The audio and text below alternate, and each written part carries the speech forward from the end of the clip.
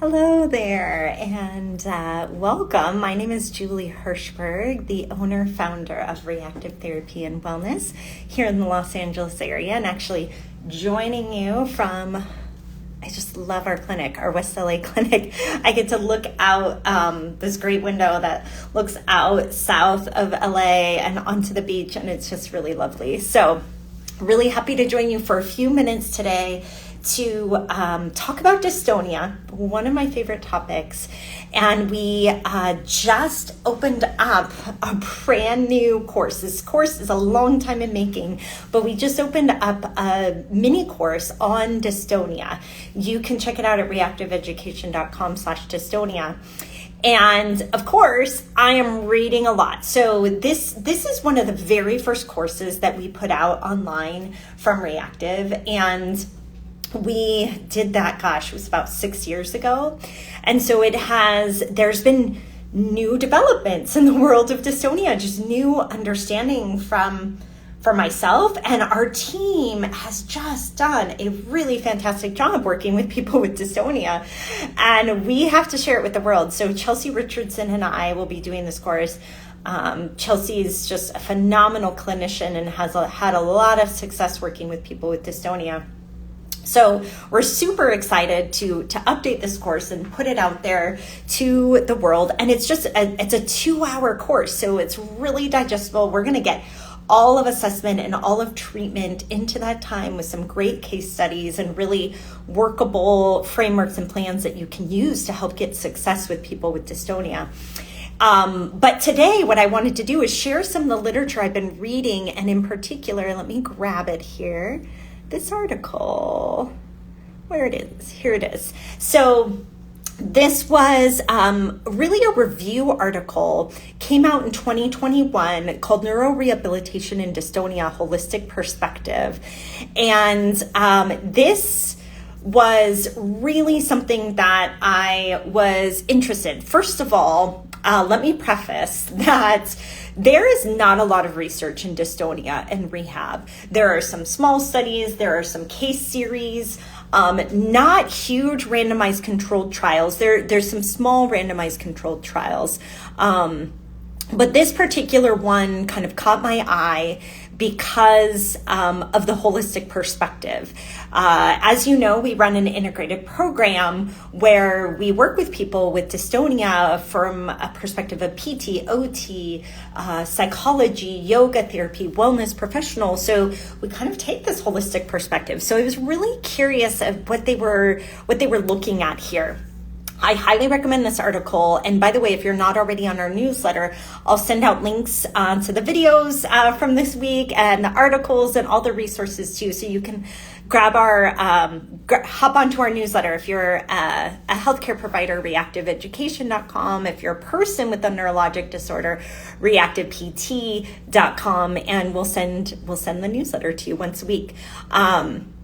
So what was really great about this article is that it highlighted the need, one, for more research, but also to think outside of the box of what treatment might mean for dystonia.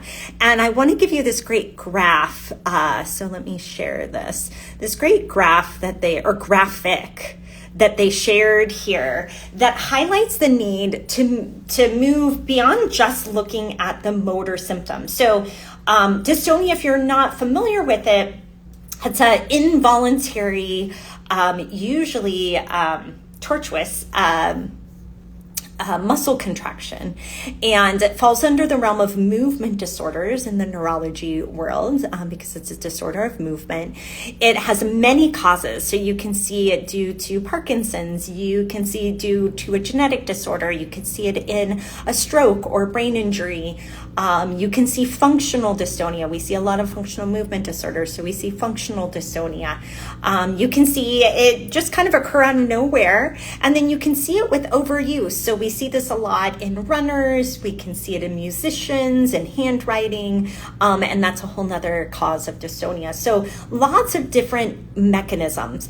And typically what you would imagine a physical therapist or occupational therapist would focus on is like, wow, there's an abnormality in the movement, right? These muscles are contracting. they're driving this abnormal twisting motion. And let's focus on the muscles, right? So let's focus on the motor control. Let's focus on the motor symptoms. That is what these authors talk about, really that tip of the iceberg. The abnormal muscle contractions, a fixed posture, maybe there's even tremor due to the dystonia. What is missing though, and we know this clinically, and this shows up in the literature as well, is there are so many other non-motor symptoms associated with dystonia. And if you only focus on the motor, you will literally just be chasing symptoms. You won't really get to a really good recovery and ability for a person to get back to their life with dystonia. My favorite is at the top, which is the sensory abnormalities. We know from the literature of the pathophysiology that there are potential sensory abnormalities in dystonia. They could be vestibular, they could be kinesthetic, proprioceptive, even visual. Pain, fatigue, balance changes, sleep disturbances are a big one. This is why, when I think about my own journey of treating dystonia, I mainly focus on the iceberg and maybe a couple layers below the level of the surface, but I miss things like sleep. And once we introduced OT into our programs, things changed because our OTs did a really great job of addressing some of these things that are beneath the surface, like sleep disturbances, like daytime sleepiness, vision issues, anxiety, depression, all of these things that can be associated with dystonia, and it might be part of the actual circuitry gone awry. It's hard to know for sure. This always comes up in neuro, like chicken or egg, like is the dystonia causing all of these things, the fatigue, the pain, the depression, the anxiety, or are these actually part of the disorder in the nervous system? We don't know for sure. We do know some things in Parkinson's a little better because we understand there's just been more research on the circuitry involved there. In dystonia, we don't know, but in a way, I'm going to say it doesn't really matter from a treatment standpoint. We need to treat the whole iceberg and assess things at all levels, including sensation, including autonomic, including lifestyle, including psychosocial. This is where our whole dystonia pie chart comes in. I'm going to talk about our pie chart, not today because I wanted to talk about this article, but for sure I'll be talking about our dystonia pie chart because, I love our pies. So another piece that I wanted to highlight from this article was some of the graphics they had, because I think this is so fascinating. This is from, let me get the author on this. I have, let's see. This is from a study by Barr and colleagues in 2017, and they included in this review. And basically, they looked at relationships in cervical dystonia between neck range of motion and some of the gait and balance parameters. So foot reaction time, center of path length with walking, stepping reaction time, and the time to up and go.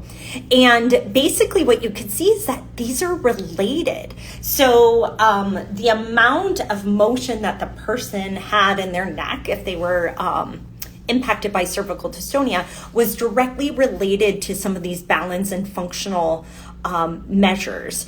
And again, what this tells us is we need to treat both. So we do need to treat that person's motor control of the movement, but that's not just massaging muscles and activating other muscles and doing isometrics. Not that those things are bad. They might be a part of the picture, but that's not the only thing. We also need to be working on balance and proprioception. Their actual functional movements of walking or running or whatever those things are. But as I mentioned with that iceberg, which I really love this, so I'm just going to bring that back up with the iceberg. of dystonia, we need to address all these other things. So if you are like me, where you're a physical therapist at the beginning of your journey of dystonia, and it's just you, you may be primarily focused on those motor symptoms. That's totally that's very understandable. What I'm going to challenge you to do is to think about the other pieces, sensory pieces, lifestyle pieces, psychosocial pieces, as a bigger part of the picture. In fact, if you look at this, they're actually a bigger part than just the muscle activation. So this goes a really long way for treatment. And in the next few weeks, we'll be giving some treatment tips for you so that you can get started in dystonia. And I'm going to highly, highly recommend our upcoming course. It's coming up. I feel like I'm going to get the date wrong. Second week of November 10th, I believe it is. It's in the evening, but it'll also be recorded. It's a 2-hour mini course. It's our dystonia mini course. All new, completely updated from when we last did it 6 years ago. There's so much that we have learned. We're going to be sharing a lot of our success stories and how we did it here and what we've learned along the way, where we maybe made mistakes, where we did things well, and all of that. So I hope you'll join us for that. It's at reactiveeducation.com/dystonia. And thanks so much for your interest in dystonia, in the research, in and just learning and growing with us. I appreciate it so much, and I hope you have a great week.